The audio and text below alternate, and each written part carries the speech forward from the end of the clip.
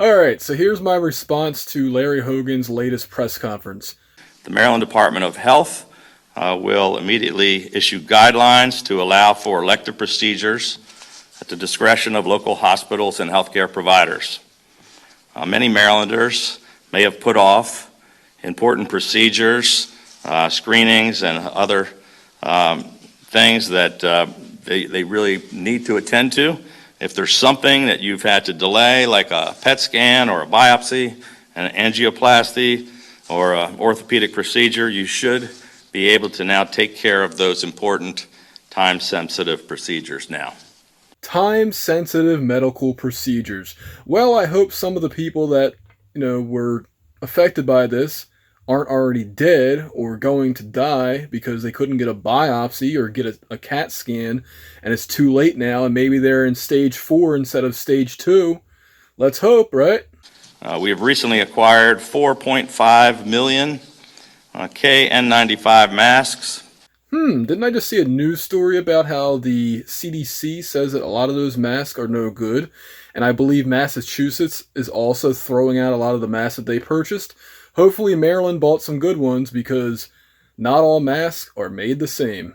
Mother's Day weekend is coming up, and I know how anxious people are to get outside, both for their physical and their mental well-being. And we also know that outside activity is safer than inside activity.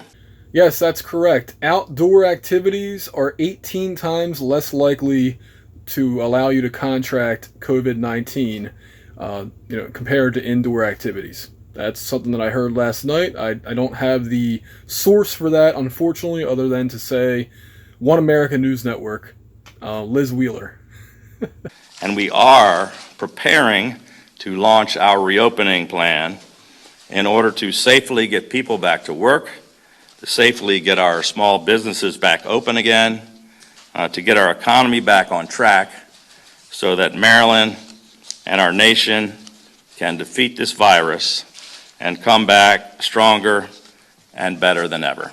It's funny that Larry says that Maryland will reopen and be stronger and better than ever, because later on when he was asked this, when we look at the new unemployment numbers that come tomorrow, and our state is looking at 500,000 jobs lost so far, does your administration, can you share with us what sectors have been hardest hit?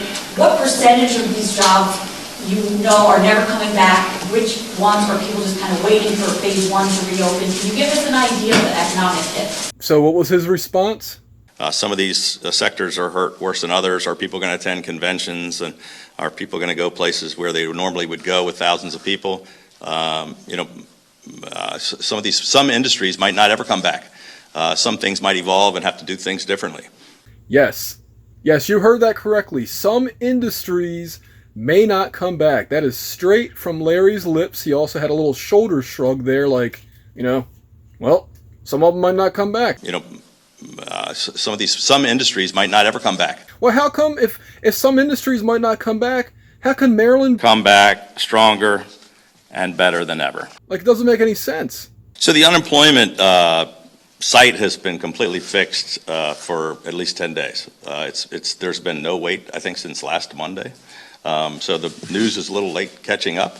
Lockdown millionaire Larry Hogan claims that the Beacon website that allows people who are contractors or self-employed to be able to collect unemployment money, he claims that the website was fixed. Let's see what some users of that website today or yesterday had to say about it.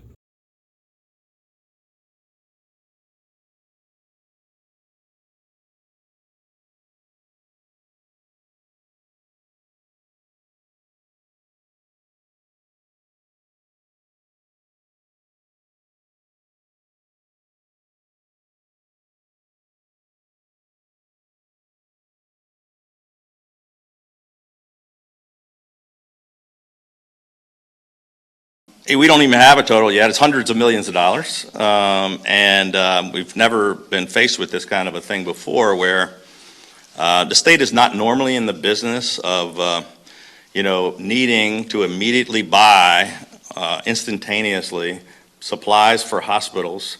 So let me get this straight.